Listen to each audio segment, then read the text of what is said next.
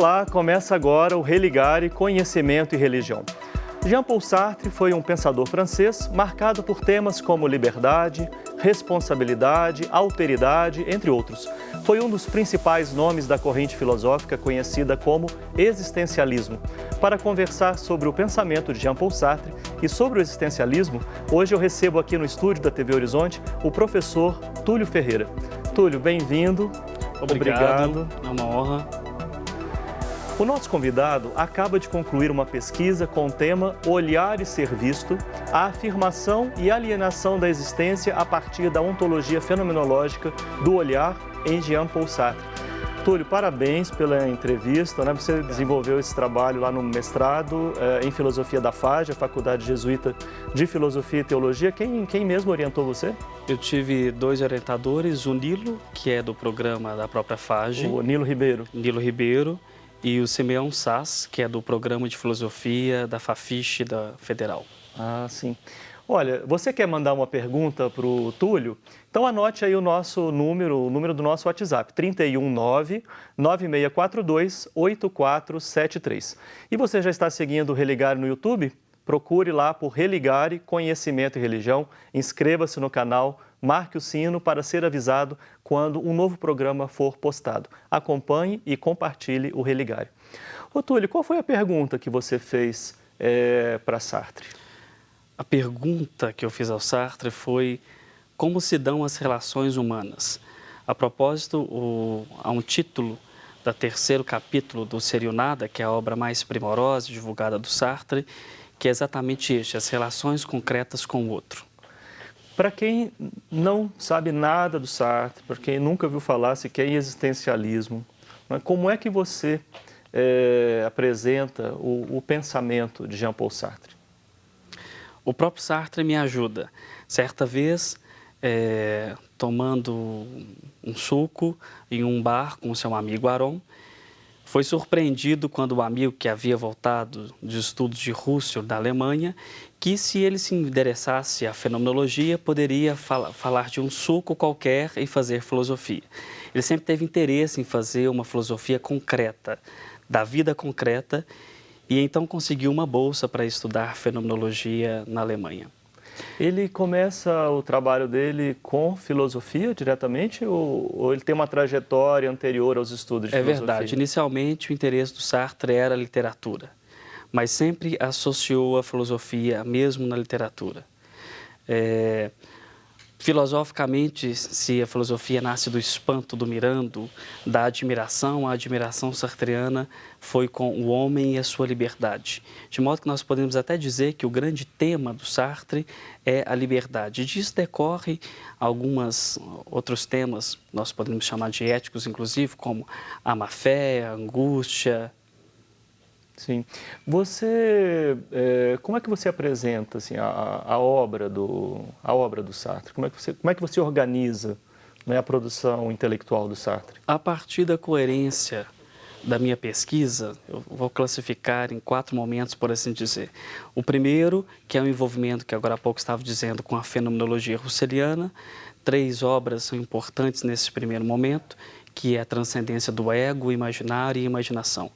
O segundo momento, ainda sobre a égide da fenomenologia, nós temos a apropriação de Heidegger e Hegel. Mas é claro que é uma apropriação crítica e original, né? E a produção da obra O Ser e o Nada. Um terceiro momento, uma aproximação com o marxismo. E um quarto momento com o estruturalismo, sobretudo com a psicanálise. Sim, isso aí é para organizar o pensamento. Por um bom momento, um bom tempo, o pensamento de Husserl exerceu influência sobre o Sartre. Até ele, de acordo com a narrativa dele mesmo, até ele começar a estudar Heidegger. Aí disse que ficou fatigado de Husserl, mas nunca foi um discípulo fiel a Husserl, mas a sua obra é marcada pela fenomenologia o tempo todo. Sim.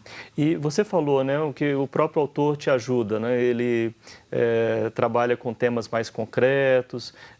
Como é que é isso, de fato, na produção sartriana? Posso dar um exemplo do próprio Sartre. Você disse como eu posso me apresentar a obra. Assim, ou o tema, um recorte da obra, que é o olhar. Diz ele estar em um jardim público e avista alguém à distância, à sua distância. Nesse primeiro momento, a pessoa que passa é um objeto tal como os outros dos jardins, como uma árvore, uma planta qualquer, um carro que esteja passando. Entretanto, essa pessoa que passa é uma liberdade absoluta como aquele que vê, e é capaz de ver também aquele que é visto. O sujeito que inicialmente vê, quando encara aquela consciência, aquela liberdade, uma outra consciência, uma outra liberdade é visto, torna-se objeto daquela relação. Este é o tema que nós iremos conversar sobre hoje, a afirmação e a alienação da existência a partir do olhar. Isso é um exemplo concreto, né, bastante plausível de acontecer, alguém estar num jardim e ver alguém que passa e ser visto por essa outra pessoa. É algo que todos nós experimentamos, né? O olhar e o ser olhado. Visto. Você certamente levou em consideração o contexto de produção do pensamento sartreano. O que representou, né, aquele início do século XX, né, as guerras? O que isso representou para o pensamento de Sartre? Para as pessoas desesperançadas e desesperadas, o Sartre me parece uma voz potente, autêntica, de uma vida que é processo e que é sempre grávida de possíveis. Essa acho que é uma voz poderosa do Sartre para o seu tempo. Ainda que muitos não vão denominar a filosofia sartreana como pessimista, a minha defesa, a minha advocacia hoje para o Sartre é mostrar justamente o contrário, que o Sartre era uma voz de esperança, de criatividade na existência. Sim. Nesse contexto de produção da filosofia, considerando então esse momento, como é que Sartre se vincula à discussão sobre o existencialismo? Que relação há, né, de início, né, entre Sartre e o existencialismo? O existencialismo virou moda na ocasião, né? Quer seja para ser... Ele não é um criador do existencialismo? Ah, não, sim. Inclusive, leu seus predecessores, como Kierkegaard, que foi importante para o Sartre. Praticamente, o conceito de angústia do Kierkegaard é o mesmo do Sartre, né? Que é um sentimento que é gerado a partir dos possíveis. Ele faz até uma diferenciação no Serenade entre angústia e o medo. O medo é diante de algo que está externo, por exemplo, eu diante de um precipício, mas a angústia... O precipício me causa medo, evidentemente, mas a angústia é algo interno. É a minha decisão diante da situação externa. Então, eu me jogo, eu me lanço ou não nesse precipício.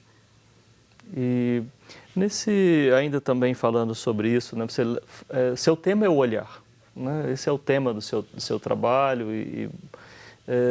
Como é que o tema do olhar é trabalhado na obra?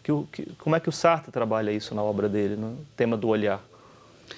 Tem algum texto em especial? Isso está presente em diversos textos? Como é isso? No Serenade há um subtítulo do capítulo que chama O Outro, dedicado ao olhar, mas também há uma obra, uma peça de teatro muito conhecida, e o Clos, traduzida aqui por Entre Quatro Paredes, que vai tentar traduzir a problemática do olhar. Há um exemplo bastante didático para entender o conceito da afirmação e da alienação da existência. Diz o Sartre, suponhamos que tem alguém, podemos até pensar nessa situação, olhando no buraco da fechadura, quer seja por vício, por desejo, por curiosidade. E está olhando num primeiro momento com um olhar refletido, no sentido de ser um olhar espontâneo. A pessoa está perdida dos objetos que está olhando e não necessariamente se verifica vendo. Acontece um certo ruído na escada e a pessoa percebe-se em situação de ser visto. Aqui é uma curiosidade, porque a situação de ser visto não implica necessariamente a presença física, mas o estado de ser visto. A pessoa sente-se nesse estado de ser visto, que gera o sentimento de vergonha, porque a vergonha... Por estar olhando ali no buraco da fechadura. Por estar olhando, e a vergonha só pode acontecer diante de alguém. Eu só me envergonho porque tem alguém que me faz envergonhar, né? Ou seja, A vergonha aqui está dando testemunho de que a presença do outro, da alteridade, afirma a minha existência. Naquele caso concreto, estava afirmando a postura desse sujeito olhando no buraco da fechadura, espiando no buraco da fechadura. Por outro lado, a presença do outro aliena a existência, porque nós nunca sabemos o que este outro está pensando daquilo que está vendo. Quem é este outro? O que ele está vendo? O que ele está pensando daquilo que eu estou vendo? Ele, nesse momento, pode me classificar, me julgar, me qualificar, inclusive com julgamentos que não são adequados para o que realmente a situação que esteja acontecendo. Então, a liberdade do outro, que é absoluta, tal como a minha, aliena a minha liberdade. Sim. Desse modo, nós sintetizamos, inclusive, o título que é a afirmação e a alienação da existência a partir do olhar. Bom, depois eu quero voltar para essa questão para saber da presença desse tema em outros textos, mas a gente pode fazer isso no segundo bloco. Hoje no Religare eu recebo o Túlio Ferreira, ele é mestre em filosofia pela Faculdade Jesuíta de Filosofia e Teologia, a FAGE. Nós estamos falando sobre o existencialismo. Vamos fazer um rápido intervalo e voltamos já. Não deixe de mandar sua pergunta pelo WhatsApp.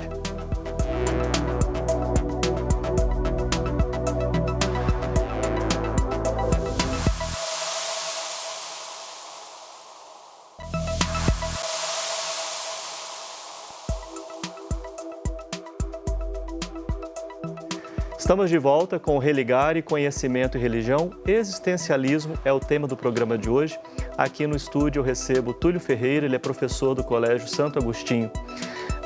Túlio, a gente estava conversando ainda no primeiro bloco sobre o tema do olhar, em que textos, né, em que obras de Sartre ele aparece. Você chegou a mencionar pelo menos 2, se não 3, e entrou no exemplo. Você gostaria de aproveitar para destacar algum outro texto em que esse tema do olhar aparece? O que você utilizou no seu trabalho? Que eu disse agora há pouco, bastante emblemático, né, que é o Entre Quatro Paredes, que é uma peça de teatro, constituída num único ato, pela carência de orçamento, inclusive, e trata-se de 4 condenados que vão para o inferno, que era um lugar de luminosidade plena, que não tinha janelas, com alguns elementos, inclusive todos de ordem simbólica. Pouco a pouco vão chegando os condenados, eles tentam dissimular os motivos das suas condenações, até que em um certo momento eles fazem um deles diz, olha, cadê o fogo, cadê a grelha, cadê o demônio? Tá bem, então o inferno são os outros. É uma frase, inclusive, bastante mal entendida, diz o Sartre em uma entrevista, que o que ele queria dizer com isto é que o outro é indispensável para a minha existência. Há um momento, uma cena da peça, que a Estelle, que era o signo estético da cena, da peça de teatro, pede para se pentear. Ela é muito vaidosa, de acordo com a descrição. Essa é a característica da personagem. E a Inês, que era uma outra condenada que tinha interesse na Estelle, se oferece como espelho. Aliás, essa relação, a metáfora do espelho, é uma outra linguagem para falar sobre a importância da alteridade do outro. Tema do outro, né? Exatamente, nessa perspectiva do olhar. Sim. Bom, você pode mandar perguntas aqui para o Túlio. Nosso WhatsApp é 319-9642-8473. E a gente já tem participação. A Elizabeth Silva, do São Luís, aqui em Belo Horizonte, pergunta para você, Túlio, que filósofos têm uma linha de pensamento semelhante à de Sartre? Sobre esse tema do existencialismo, Sim, por exemplo. Precedeu o existencialismo, como eu já até anunciei, o filósofo dinamarquês Søren Kierkegaard. Depois nós temos um filósofo, Jaspers, temos Heidegger, que inclusive é bastante familiar do Sartre. Há bastante filósofos endereçados ao pensamento existencialista.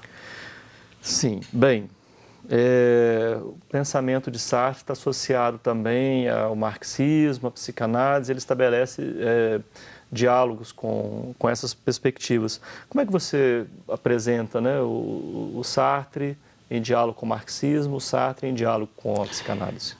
Há um livro chamado Questão de Método. No segundo capítulo, Sartre inaugura dizendo uma frase mais ou menos, não com esta forma, mas este conteúdo. o homem é produto do seu produto, mas de forma alguma é resultado desse produto. Ele é um agente histórico da sua existência. Isto ele faz um louvor ao marxismo e reconhece que realmente nós temos condicionamentos históricos, sociais, culturais, religiosos, enfim. Há uma liberdade situada, poderia dizer o Sartre.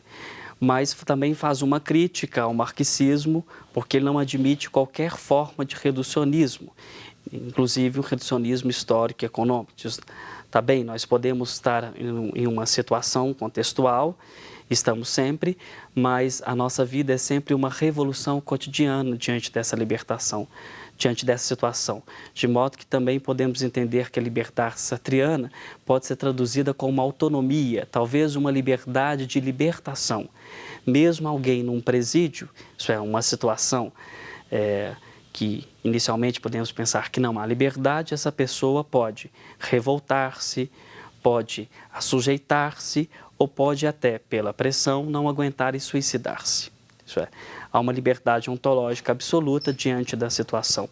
E o Sartre rejeita, portanto, qualquer determinismo histórico. Sim. E com a psicanálise? A mesma relação com a psicanálise. Ele aproxima de Freud, concorda com ele que nós não nascemos como uma natureza pronta, mas nós somos constituídos através das relações, mas discorda do Freud que os eventos traumáticos da infância ficam no lugar do não saber do inconsciente e que repercutem durante toda a vida do sujeito. Para o Sartre, isso é uma atitude de má-fé, isso é esconder-se, é negar-se, é irresponsabilizar-se das suas escolhas. Bem, você defende que o pensamento sartriano, ele apresenta um escopo ético. Né? O que significa isso?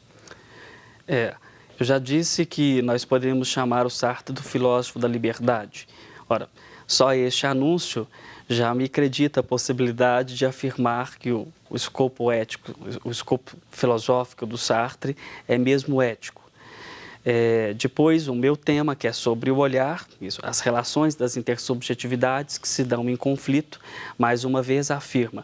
Vale dizer aqui, sendo advogado do Sartre, que o inferno são os outros, embora pareça ter um tom pejorativo de condenação e sofrimento, é ao contrário. Ele quer afirmar que o outro é indispensável para a minha existência, que eu só sou a minha subjetividade no campo do outro, que o outro é como que se devolvesse a mim aquilo que eu sou e me faz ser. Túlio, o Guilherme Oliveira, de Santa Luzia, ele pergunta para você se o conceito de alienação de Sartre ele está mais próximo de Hegel ou de Marx. Eu acredito que, pela leitura e aproximação que teve Sartre com Hegel, que esteja mais identificado com Hegel. Apesar que a identificação sartriana com Hegel está bastante precisa no capítulo 4 da Fenomenologia do Espírito, que é a dialética do senhor e do escravo, da onde ele desenvolve o tema do olhar. Ele aprende com Hegel que não pode ter um escravo sem um senhor e vice-versa, tal como não pode ter um entrevistador sem um entrevistado e vice-versa. Isto é, o reconhecimento mútuo das consciências. E faz essa reflexão no âmbito do olhar. A alienação sartriana diz respeito quando o outro sequestra a minha liberdade. Me parece que está mais apropriada no contexto hegeliano. Eu não posso deixar de falar aqui no Religare sobre a questão religiosa de Sartre. Né? Então, desde criança, né, ali o que, 10, 11 anos, ele se entende ateu. Como é que esse ateísmo se manifesta ao longo da vida dele, da obra? Como é que é esse ateísmo sartriano? O Sartre escreveu uma obra autobiográfica chamada As Palavras, que nos dá algumas dicas para entender sobre o seu ateísmo. Na infância, é claro. Então, o avô, diz ele, era um protestante, mas bastante severo com o cristianismo. A avó tinha um Deus particular. A mãe era indiferente à fé. O pai era católico, mas O pai morreu ainda quando o Sartre era criança. Então, o ambiente familiar do Sartre parece que não estimulava muito uma fé autêntica. Ele mesmo diz isso nas palavras, que certa vez estava brincando num carpete com fósforo, queimou o carpete, inicialmente tentou esconder-se, tentou dissimular a situação, via um olhar onipotente que o julgava, mas blasfemou contra Deus tal como o avô fazia e Deus nunca mais o viu. Agora, é verdade que a relação do ateísmo sartreano, de acordo com o seu comentador que chama Gianso, esboça a fisionomia da filosofia dele, que vai dizer ele no Existencialismo e Humanismo, que também é uma outra obra bastante didática, embora problemática, porque acabou não traduzindo bem as ideias dele. Que se a gente produz um cortador de papel, esse cortador de papel, evidentemente, tem uma função, tem uma finalidade. E se nós acreditamos que há um Deus que criou, então nós temos uma natureza pré-determinada. E o Sartre rejeita qualquer determinismo, como diz, quer seja de ordem essencialista relativa à natureza, quer seja de ordem transcendente relativa a Deus. Sim. Bom, eu não sei se você fez alguma relação entre Sartre e outro autor, como por exemplo Deleuze, porque a Mariana Serra, do Dom Cabral, ela pergunta se esse tema, esse olhar pelo buraco da porta e assim estar sempre sendo observado pelos outros, pode ser associado com a sociedade do controle, segundo Deleuze. Você chegou a pensar alguma coisa sobre isso, trabalhar sobre esse tema? Não, mas a intuição que me dá agora é que ainda que haja uma liberdade situada, como nós já conversamos, e, portanto, uma sociedade do controle, há uma liberdade, de acordo com Sartre, que é absoluta nessa situação, que pode rejeitar esse controle. Por exemplo, com o exercício da filosofia, que é o exercício da dúvida, do questionamento, da interrogação. Sim. Como é que é no seu trabalho, no seu dia a dia? Você trabalha numa escola, né? Como é que é discutir esses temas aí com as pessoas lá do dia a dia, os seus alunos? Eu vejo o Sartre nas relações concretas, tal como ele mesmo se denominou. Percebo que, de fato, o olhar nos ajuda nas inter-relações, que é uma relação de conflito inevitável, mas que, no entanto, a vida está posta para um processo que não acaba, está sempre grávida de possibilidades e nós podemos fazer sempre com criatividade novas escolhas. Túlio, obrigado por você ter vindo aqui ao Religário. Obrigado também pela clareza com que você apresenta as ideias do autor que você estudou. Parabéns pela sua pesquisa. O Religário é um projeto de extensão do Programa de Pós-Graduação em Ciências da Religião da PUC Minas. Conheça mais sobre as nossas atividades, nossos cursos de graduação à distância, especialização, mestrado e doutorado em Ciências da Religião, acessando a página pucminas.br/ppgcr. Muito obrigado pela sua companhia, obrigado às pessoas que mandaram as perguntas. Semana que vem nós voltamos com mais um Religário, Conhecimento e Religião. Um abraço muito cordial e até lá!